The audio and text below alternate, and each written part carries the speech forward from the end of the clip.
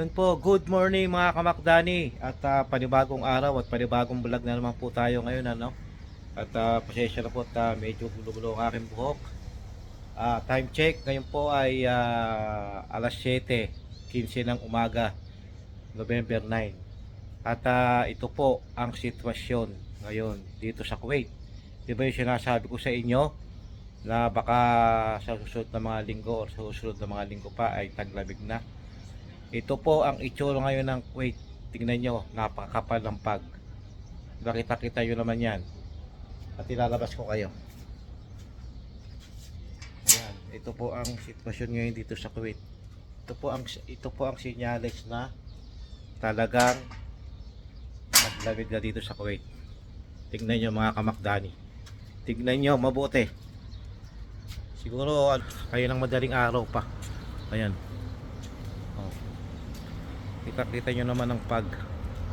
Ito yung mga kamakdani. Oh, napakakapal ng pag. Tingnan nyo pag pagka kayo nagmaneho sigurado hindi nyo makikita yan mga kamakdani. Ayan oh. Oh, kita nyo naman oh. Puting-puti, di ba? Yung dito sa malapit, pagka malapit kayo, kitang-kita nyo. Pero pagka yung sa malayo, wala kayong makikita niyan. Ayan oh, kitang-kita nyo naman napakapag. Sobra. Oh, di ba? Oh. Susum ko mga kamakdani. Napakapag, ayan oh. Napakapag mga kamakdani. Oh. Oh.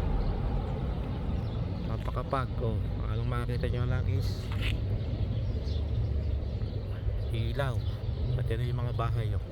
Anong makita. Oh, di ba? Kita-kita yung mga kamakdani. Siguro ano pa to, kaya na pang madaling araw mga kamakdani. Ayan oh, kita-kita yung bahay oh. Hindi kita oh. Oh. Yun yung diretso ngayon, di ba? Oh. Yan, no? Di ba? Napakapag. Yan po ang sitwasyon ngayon dito sa Kuwait. Ibig sabihin yan, umpisa na talaga ng winter. Umpisa na ng winter dito. Kaya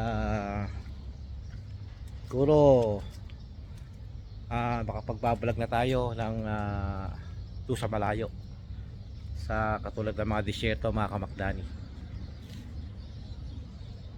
Ayan, hindi ko lang po alam kung pagkatapos ng makapal na pag na to, kasi ang sabi uulan pa.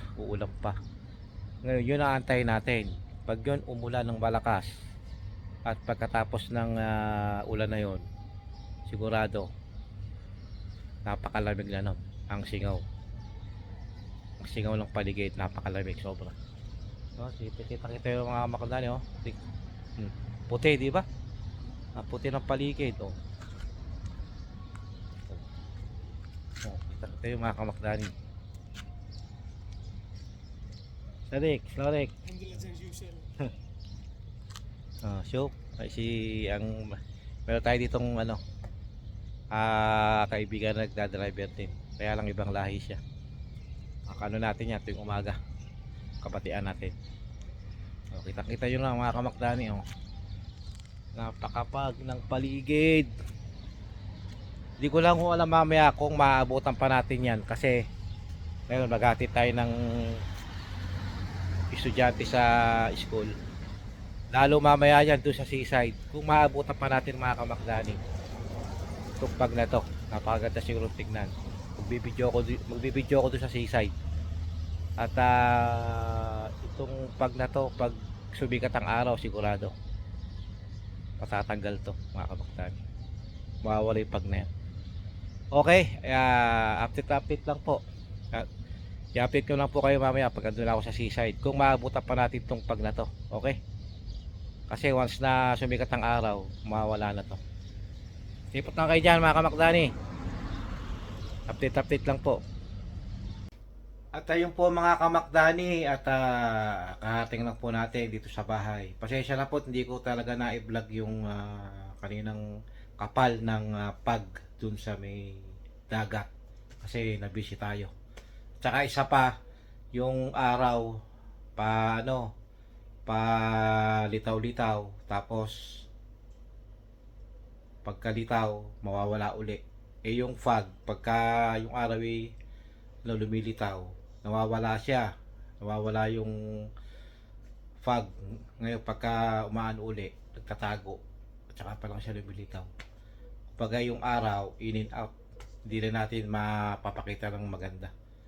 Siguro sa mga susunod na araw, baka ma-vlog na natin yon. At siguro mga next week or sa susunod pang linggo, magbablog na tayo ng mga malalayong lugar.